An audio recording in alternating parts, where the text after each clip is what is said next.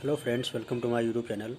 Friends, today I am discussing important questions which are related to GK and current affairs asked in RRB NTPC. Okay, तो RRB NTPC के जो exams चल रहे हैं इस time हैं, तो उसके जो क्वेश्चन पूछे गए हैं कल, तो उनको मैं आपको डिस्कस कर रहा हूँ। ये आपके अपकमिंग जो RRB NTPC के एग्ज़ाम हैं सेकेंड फेज़ में और जो फर्स्ट फेज़ के चल रहे हैं, इसके अलावा सीटेट है, NTA net, IBPS, banking, SSC CGL, इस प्रकार के जो भी PCS एग्ज़ाम होते हैं उन सभी में ये क्वेश्चंस आने के चांसेस ज़्यादा हैं। ओके, और इस फील्ड से क्वेश्चन हमेशा बन रहे हैं, तो आप लोग ये क्वेश्चंस अच्छे से वॉच कीजिए और रिवाइज करते रहना टाइम टू टाइम, क्योंकि इन्हीं फील्ड से आपके अपकमिंग एग्ज़ाम में क्वेश्चन पूछे जाने हैं। ठीक है, तो क्वेश्चन आपका है अक्टूबर 2020 तक उपराष्ट्रपति कौन है। तो ये देखा होगा आपने, अक्टूबर से ज़्यादातर क्वेश्चन तो आपके जो क्वेश्चन है अक्टूबर 2020 तक और नवंबर से ज़्यादा पूछे जा रहे हैं, करंट अफेयर हैं। ठीक है, तो 2019 और 2020 अक्टूबर तक की करंट अफेयर आप अच्छे से तैयार कर लीजिए, क्योंकि एग्जामिनर बार बार क्वेश्चन इन्हीं से पूछा जा रहा है। ठीक है, तो अक्टूबर 2020 तक उपराष्ट्रपति M वेंकैया नायडू हैं। ठीक है, अगला क्वेश्चन है IPL का कौन सा संस्करण 2020 में हुआ।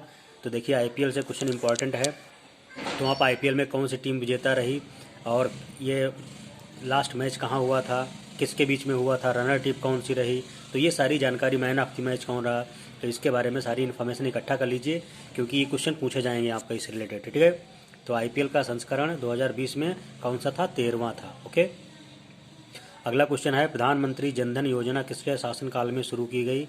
तो प्रधानमंत्री जनधन योजना नरेंद्र मोदी, जो इस समय करंट में PM हमारे हैं, उनके शासनकाल से शुरू हुई। अगला क्वेश्चन है फादर ऑफ मॉडर्न इकोनॉमिक्स किसे कहा जाता है। तो फादर ऑफ, याद रखना मॉडर्न पूछ रखा है, तो फादर ऑफ मॉडर्न इकोनॉमिक्स जो है उनका नाम है जॉन मोनार्ड कीन्स। ठीक, जॉन मोनार्ड किंग्स। लेकिन फादर ऑफ अगर आपको सिर्फ इकोनॉमिक्स पूछा जाए तो ये आपके एडम स्मिथ हैं। ठीक है, कंफ्यूज मत हो जाना। Father of economics Adam Smith हैं, लेकिन फादर ऑफ मॉडर्न इकोनॉमिक ये आपके जॉन मोनार्ड कीन्स हैं। अगला क्वेश्चन आपका है सतीश धवन अंतर्राष्ट्रीय केंद्र कहाँ पर स्थित है। तो ये श्रीहरिकोटा आंध्र प्रदेश में है। ठीक है, अगला क्वेश्चन है 2018 का सबसे प्रदूषित शहर कौन सा है। तो गुरुग्राम सबसे प्रदूषित शहर है। ठीक, और अगला है आपका www में सबसे पहले क्या इस्तेमाल किया गया था। देखिए क्वेश्चन कितना ट्रिकी पूछा है।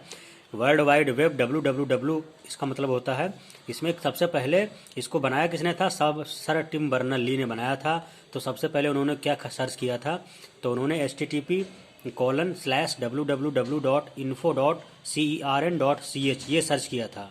ठीक है, तो ये पूछा है सर्च क्या किया था। अगला क्वेश्चन है पेनिसिलिन की खोज किसने की थी। तो अलेक्जेंडर फ्लेमिंग ने की थी। देखा होगा आपने, काफ़ी खोज इन्वेंशन पे क्वेश्चन पूछा जा रहा है, तो आप कोशिका की खोज, DNA की खोज, इन सभी चीज़ों के बारे में किसने खोज की ये अच्छे से तैयार कर लीजिए। ठीक है, ब्रेग्जिट शब्द का प्रयोग सबसे पहले किसने किया था। तो पीटर वेल्डिंग ने किया था। ठीक है, काफ़ी इंपॉर्टेंट क्वेश्चन है ये। अगला क्वेश्चन आपका है ICT से रिलेटेड है। अगर बिल गेट्स कहते तो विंडोज़ OS को क्या कहते। अकॉर्डिंग टू बिल गेट्स अगर वो विंडोज़ ऑपरेटिंग सिस्टम को नाम देते तो क्या नाम देते। तो इंटरफेस मैनेजर इसका नाम देते।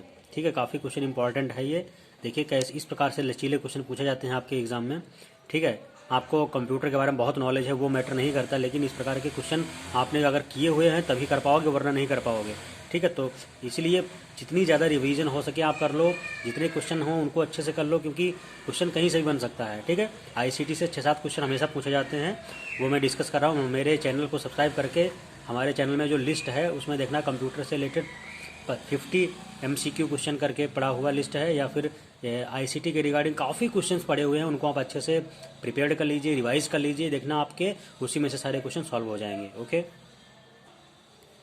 नेक्स्ट आपका क्वेश्चन है कोबोल का फुल फॉर्म क्या है। तो देखिए कोबोल का फुल फॉर्म, ये कई बार क्वेश्चन रिपीट किया गया शिफ्ट में।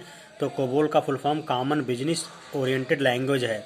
ओके, काफ़ी बार क्वेश्चन पूछा गया कई शिफ्टों में। अगला क्वेश्चन है स्वतंत्रता संग्राम की शुरुआत किस युद्ध के से मानी जाती है। तो स्वतंत्रता संग्राम की जो स्टार्टिंग है वो शुरुआत 1857 संग्राम जो युद्ध हुआ था उससे मानी जाती है।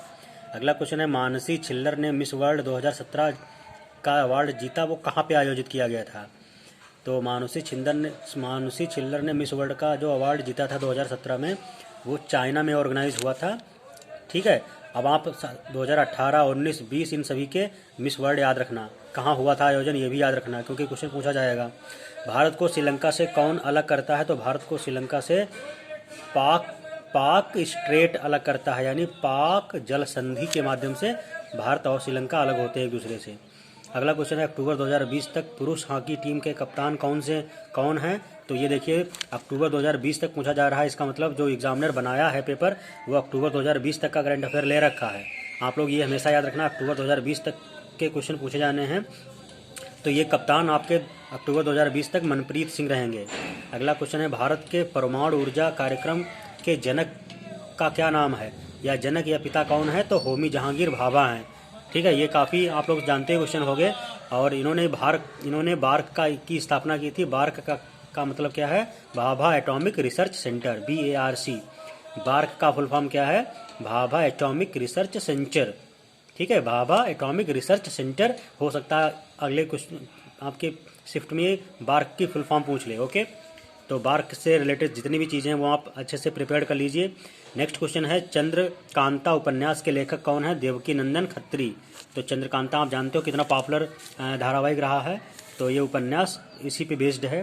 संथाल विद्रोह 1855, इस विद्रोह का मुख्य कारण 1793 में लॉर्ड कार्नवालिस द्वारा आरंभ किए गए स्थायी बंदोबस्त के कारण थे।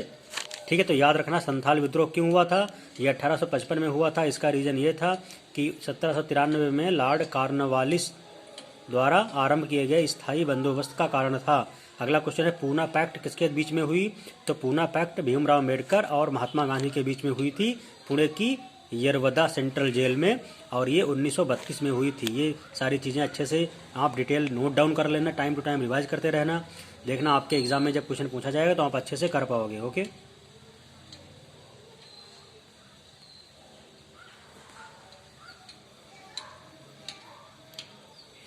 तो फ्रेंड्स, ये करंट अफेयर आपके आने वाले एग्ज़ाम मैंने बोला कि काफ़ी इंपॉर्टेंट है, उसके रिगार्डिंग तो अच्छे से वॉच कर लेना और टाइम टू टाइम रिवाइज करते रहना। ठीक, इससे आपकी प्रिपरेशन बहुत अच्छी बूस्ट हो जाएगी और आप अपने एग्ज़ाम को अच्छे से क्वालिफाई कर पाओगे। ओके, इससे जो बचे हुए क्वेश्चन हैं मैं अगली वीडियो पे शेयर करूँगा। तब तक के लिए थैंक यू।